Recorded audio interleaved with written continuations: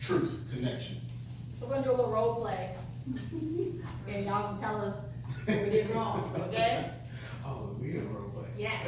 Cause I thought I could surprise him too. Keep him on his toes. So y'all remember, the theme is saying it with love. It's the theme, saying it with love. Okay, so I'm gonna do it.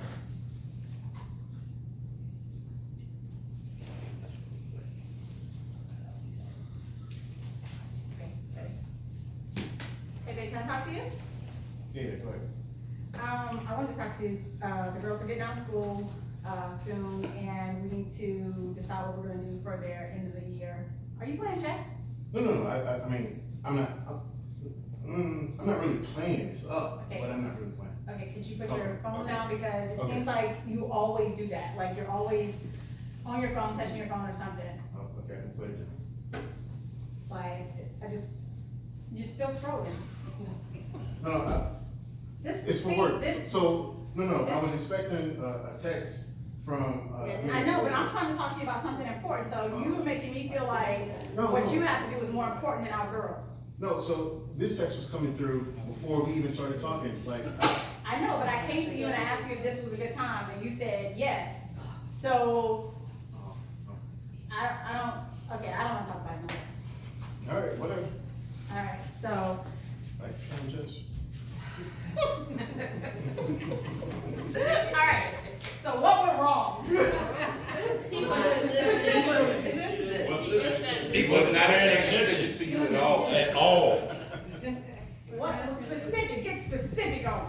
He was ignoring me. Ignoring. Ignoring, how do you know he was ignoring? Cause he wasn't looking at his phone, while he was scrolling through his phone, He was looking at his phone. there. Okay, You didn't get his attention in the first place. and get his attention from the start, okay? No eye contact. No eye contact. About this, Yeah. I want you to get specific. How do you know? What else tells you that he wasn't paying attention? He backed away from it. Excuses. Excuses? His gestures. Yeah. He was touching the phone, his gestures. And he turned his back to you. He turned his back As if he was not interested at all. as if he was not. Well, first when you asked him, babe, can we talk? Like when Nikki said, he didn't, Acknowledge. pay attention, acknowledge, Yeah, he should have put his phone down and. Yeah. Okay, now, since all of you, went to the other side, okay, which I appreciate, thank you. Everybody a superstar when they talking about it. Everybody a straight A student when they talk about it. You see our report cards. Now, what did I do wrong on my side? I think you should have approached it differently. Okay, You should have asked, excuse me, can I talk to you for a second, instead of just, you just walked up to him and started talking. like knock on the door and walk in, right? And he already had his phone, so he was doing something, and you didn't acknowledge what he was doing, you just started talking. Very good, very good. What else? Timing, yes. Was it a good time? Let's talk about children and summer Well, you vacation. could ask him when he's finished showing you doing, could you talk when you finish? Okay, Right. what else? Anything else that you noticed? You kind of demanded the Yeah, conversation. that's what I was about to So say. body language. Body language, demanded. I can't help it, of course. I was about to say to my sister. Uh-huh. He was the man. So I want y'all to notice these things, because a lot of times we learn better when we see it, right? That's why we have to be moving, all right? So we're just hold on to that, because we're gonna move into, active listening. So how many of you heard of active listening? You know, some people have heard of it. So for those of you who haven't heard of it, it's not hard, but it is something that is important when you're talking about saying it with love. So active listening is different from regular listening. Right. Okay? The key word is active. You are an active participant in the listening. A lot of times when we are listening and talking to people, we say we're listening, but how many of you, don't raise your hand, don't tell them yourself, okay? Are thinking about what you gotta do when you leave here. How many of you might gotta go pee right now? Please go, okay? How many of you thinking about what you gotta do Monday? You gotta clean the car for tomorrow. It's gonna be 90 degrees today. And you got some stuff to do. I don't know if you even finished the yard. Today is Saturday, you over here and you like us and all, but it's still Saturday. You got some stuff to do when you leave here. hope I don't run into traffic when I leave here, because I'm gonna go in the red, you know? Yeah. All sorts of things on your mind, Rises. on your mind. So are you really actively listening? Or are you just listening?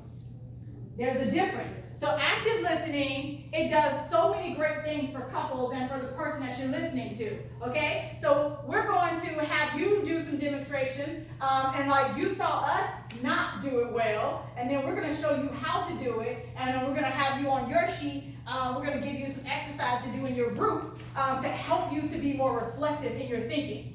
So in active listening, there's just a couple of things that I want you to remember. What do you think, some good ground rules, some things that should be in active listening? If you're gonna be an active participant and eye contact, as somebody said, I was trying to pull out those specific things. Free of your distractions. Free of distractions if possible. So I say if possible, because you might have 3 or 4 kids running around the house. I mean, you can turn the TV off, but kids sometimes they just keep talking. Atmosphere. Atmosphere, timing, Turn off the multitasking. turn off the multitasking. Turn and face the person. Turn and face the person. Y'all are doing it. Doing great. All of those things are important. Do we do it most of the time? No. We have to be better at it. I'm not saying anybody is perfect. This stuff that we're teaching you is about you striving. Striving every day to be the best version of yourself, best partner you can be, best colleague, friend you can be. It's a work in progress. You're not always gonna be perfect, but you gonna keep trying to the point that when you catch yourself, you say, I'm sorry. And it's okay. Ain't no hard feel. You know what? I do it to the children. Like, they came in, they was talking, telling me, and I was like, dang, they caught me mid-moment. I was already doing something, but still. Okay, I was like, hold on, sit there for just a second. Sit there, sit right there. Hold on, I'm just gonna finish this. All right. Oh my God, today, this is what happened. Ariana came into class late, and the teacher had to tell her to sit down 3 times. And then she had to go to the principal's office. Yeah, and everybody was like, what? I was like, oh wow. And your brain is trying not to go back to your laptop because what she is talking about in that moment is very important to her.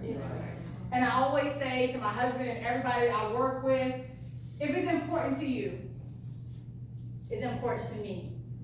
Because spiritually, I know God told me this a long time ago. Because it's important to you, Carletta, it's important to me. And if you keep that close to your partner, because your stuff is small compared to what God has going on.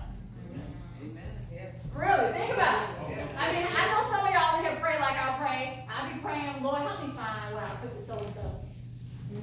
Help me find this. You know, I can't find it. And then I'm walking around like, oh, stop drawer. Look in there. I don't know how I got in there, but it's in there. God don't have to care about why that key in there or why that plug in there. How it even got in there, I don't ask those questions no more. But God don't have to care about your parking spot when you get Walmart. Just because you want to park close and you're like, Lord, please let somebody pull out up front. God don't have to care about that. Sometimes it works. And the point is, it do work. But God is God. Yeah. Okay? Yeah. All that. Yes. And some bags of chips. Yes. But he care about your parking spot. I know, some of you asked him this morning, Lord, park the traffic like the Red Sea. Jesus. Let me get there all the time. I know you did. But God cared. He cared, didn't he? Yes, he did. So why can't we care about what they care about enough to give them our time and our energy? Just because. Well, listen, I want to make some money off of what you just said, active listening, because you know it's not in the seminary, so we need to talk about that Yes. afterward. Because they don't train you to listen. Yes, the coaching certification. I'm just saying, all right. Gotcha. Okay. Yes.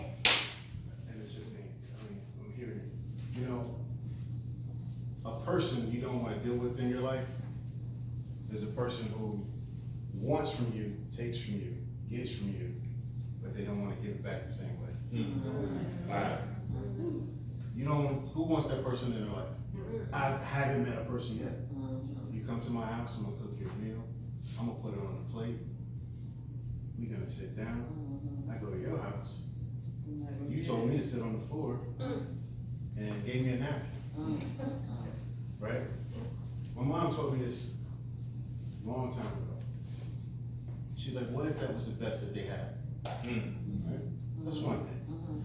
And when we go to God, what Dr. Artis was saying, He's always present. Our best, He takes it no matter how it looks.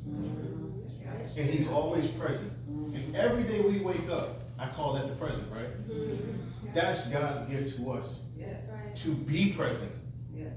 to be like, and to do. So again, start to shift your mind from those people and be present. Yeah. And when you start being present, the more you start to become present and be present, you'll see the relationships in your life change. You'll see the communication in your life change because you're giving them exactly what you're getting. But we get confused, we miss it. Yep. We think we can get it, and we don't want it from nobody else, but we're that person that we don't want to be around. Yeah, check yourself. Yeah, yeah. They can't take your time. You don't have it for them. You gotta keep moving. But every time you pray, what you want? You want them to show up? Yeah. I got something to say about that. Because I see that I do that, but it's natural, it comes natural to me. But it can come off to other people as I'm being bougie. Which way? Help me understand. In reference to, I'm gonna say like, I'll talk about like my employees and coworkers. I'm the type of person where I give it 100. I come into work, I do right by my employees, and anybody else that needs my assistance. But then one of my colleagues, they don't do that. They don't give that extra mile of themselves, meaning help to someone when somebody's in need. Or I'll even say like, my colleague that I'm speaking about, he's one to not give anything when we have a luncheon or Come and eat. or birthday, giving out stuff. He's never one to do anything. But he just recently lost his brother with a sudden death. And really nobody cared to do anything for him. And before I could go out and get a card, it was like one of my employees read my mind. She went ahead and got it for me. And we spread that card around. And we also collected money for him. He's from Jamaica. And we collected money for him. He was so overwhelmed that he did not realize he could get something like that from the office. And why? Because he don't give it back. So I kind of looked at that scenario. It may be in a different manner. No, this is the same. I would say this. Don't worry about it. They don't think you're bougie. People hate you because you're better. Don't worry about it. And what they eat, I don't know if y'all know that saying in the street. What they eat can make you poop. That's Like, don't keep doing what you're called to do. Right. And as you do what you're called to do, they'll come in line, like you just said. Your employee read your mind. No. You modeled it for her. Yeah. You were the example. Yeah. She didn't have to read your mind. She knew. So keep doing. Don't worry about it. Yeah. Don't even worry about it. Thank you. That's so much of you in here. I know that I like that. Okay? How many times have you went out your way to do something for somebody's birthday and you bought a cake, or you made them a cake and you went all out? Balloons, cookies, candy, I don't know. And then your birthday came around and maybe you got a text message.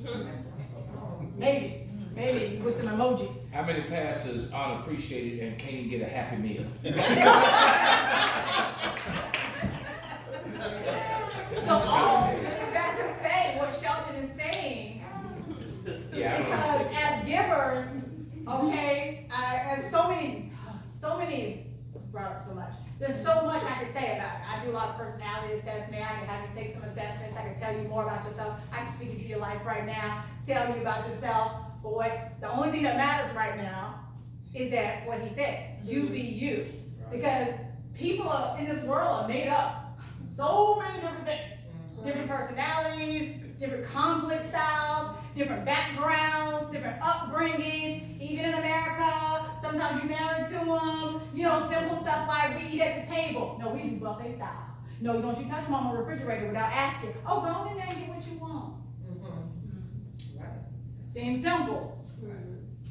Oh, well, I'm not coming home. Well, but I made dinner. Dinner's at 7. I'll be home around 8. No, you'll be home at 7. And that's real life for people. You know, you got relatives. I know y'all have been to some family functions and everybody does things differently. And you sitting there waiting on your stuff to kick in. Because you don't know whether to jump into the buffet or sit down and wait to be fed. Because of your own stuff. So all of that to say there's so much about people that you have to understand. And it doesn't worry us until we marry it. Or we're in a relationship with it until it's staying in your house.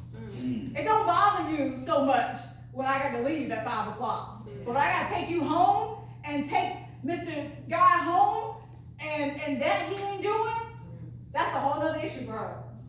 You think that was a problem. Imagine how she would feel if she was married. If she was talking about her significant other. He'll never do nothing for me. He always taking. I'm always giving. That's what that sounds like. So there's a lot of stuff that can happen, okay? But bringing us back to what we're talking about is understanding that who you're married to is who you're married to, or who you're in a relationship with, or who you're in a relationship. You have to take into account that they are human too. And then some people, they don't even have it to give. I'm going back to that piece. So what you thought when he said about sitting on the floor with the napkin, maybe that's all they got. I don't know about you, but sometimes I count it a blessing. I am of the mindset, and this hit me some years ago, that I can go get gas. I don't know, y'all don't have to agree with me or disagree with me either, okay? But I can go get gas and not look at how much I put in the tank, because I'm a filler upper.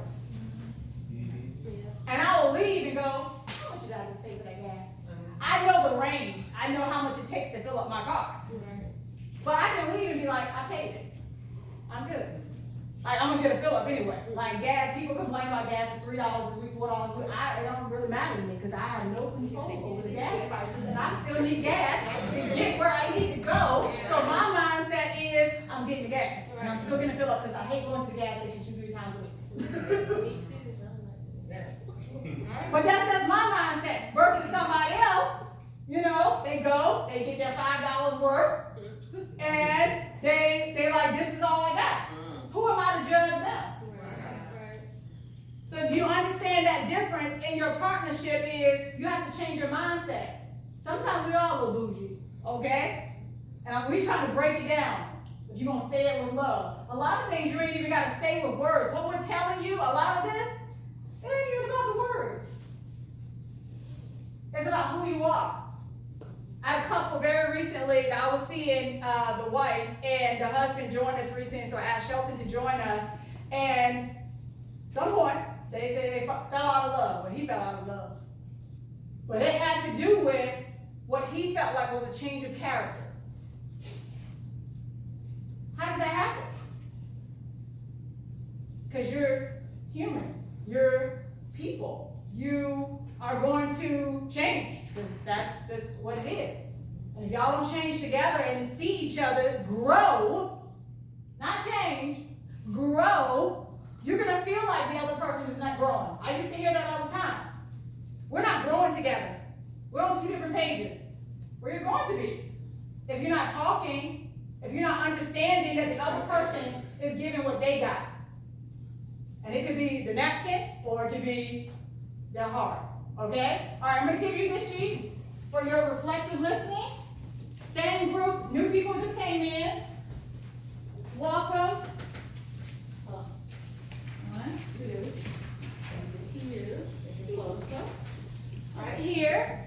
So we want to see what you picked up and what we just talked about. Okay?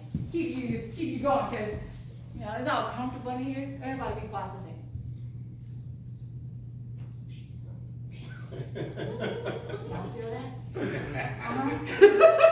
I told you we should've kept the jazz music on. Hey, I don't know who turned it off. It probably just went off. It probably just went off.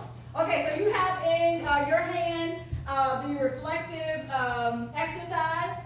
Each of you have a different scenario that one person or all of you, someone can read aloud to the group, and then someone can write, and some more pens that I just checked. Make sure they all write. And so you're gonna fill in the blank. I'm gonna see what you've learned. On your sheet, you have an exercise. Each of you have a different one, and then you have 3 boxes. In the first box, you've been designated as a writer. In the first box is what's the feeling? The next box is what is this actual about? What is the essence of this story? And your response should be, it sounds like, okay? So how do you actually respond to this person at the end of their last sentence, is that last box, okay? Anybody can speak? Shamika, if you'll be the writer, check that out, make sure that works. Ready, set, go. You have a pen? Or you're a pen? Okay?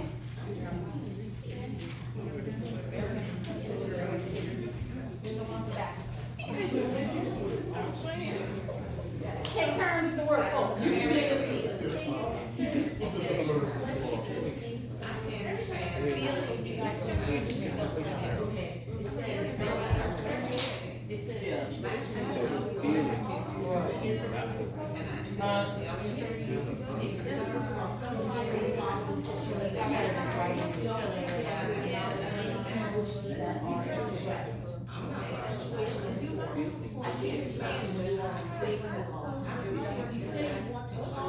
You say you want us to talk, you spend more time with your phone.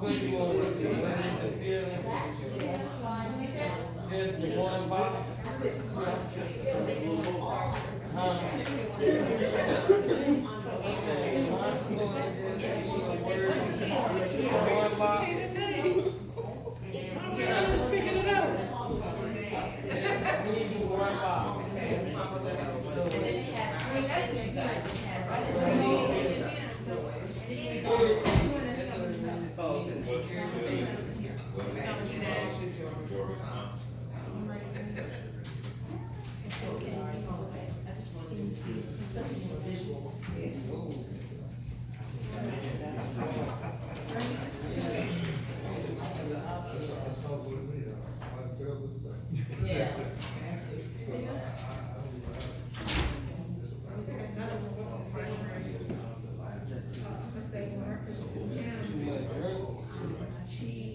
What is the feeling? So what's the feeling of the synchronization? What's the feeling that that person feels? They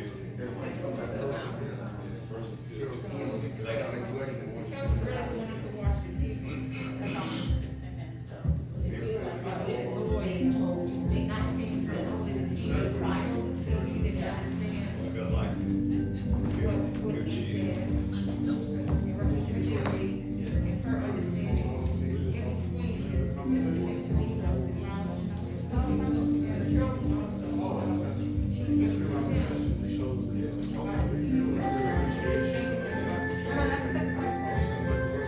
They feel like he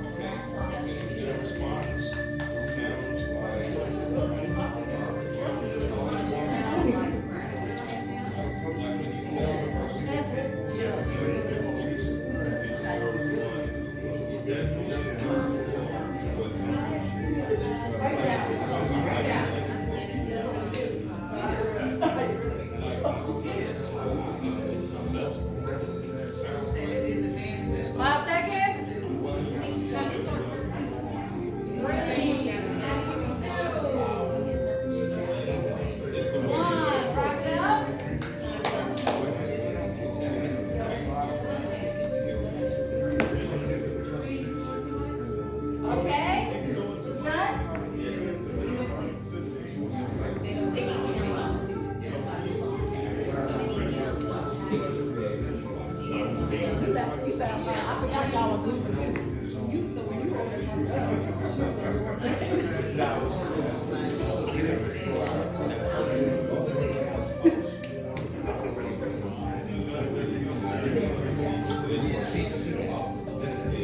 all right, let's bring it in.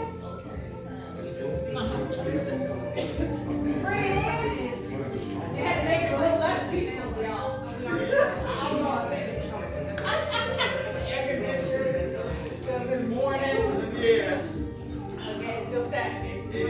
All right, we're gonna start. You sound like I was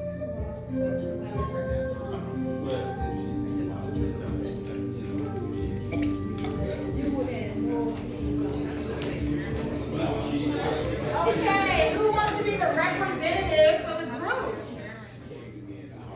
The representative for your group.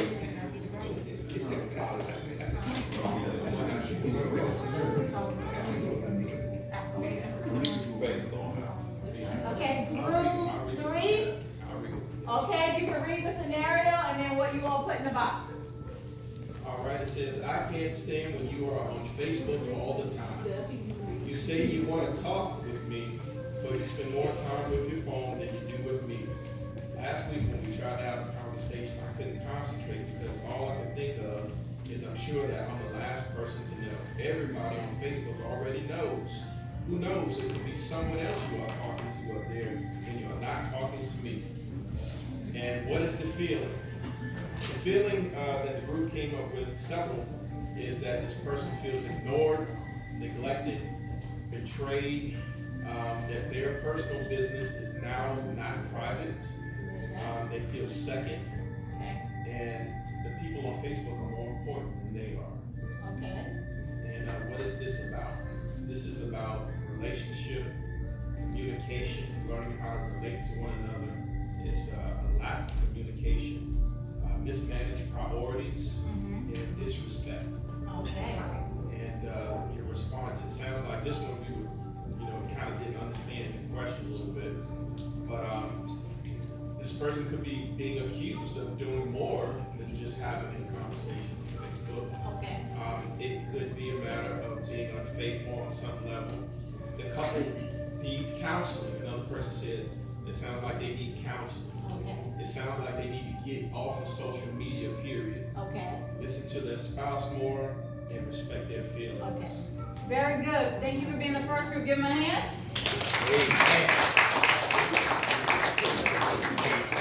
So, and it sounds like it's actually what you would say. So one of the things for my students, when I'm teaching them counseling skills, when we do this sort of thing, they always want to tell me like what they would do. And I say, no. Tell me what you want to say. Tell me what you actually want to say. How would you respond if the person was sitting right there in front of you? So for everybody else that's going, we want to hear from you. But you did a good job because you were the first group. Okay? So, how would you respond if that person was telling you what you just read? What you just read to us, that person is sitting right there with you. So how are you going to give it back to them? Because you're actively listening, okay? Anybody disagree with the Facebook example? I agree. You did good. Okay? Hold on to that. All right, who wants to go next? Okay, go ahead. All right, situation 2. Every time I turn around, you are telling me to do something else. I've been working overtime every day. I have all the reports to do, and proposals to prepare, many meetings to go to every morning. Then I come home and I have to help you cook, check the kids' homework, listen to your day, and do my homework before I'm too exhausted. How am I supposed to get my work done? Go to the gym, hang out with the fellas, or just have time to relax? That's the situation.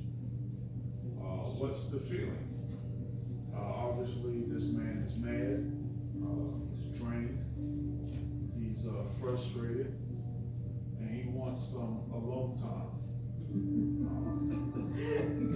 That wasn't a feeling, but he is on it. Go on and get it. He wants, what is this about? He feels superiority over what he's doing, over what she's doing. He undervalues whatever it is that she does. And he feels like he needs social time. The response is, he's clearly doing too much. Okay.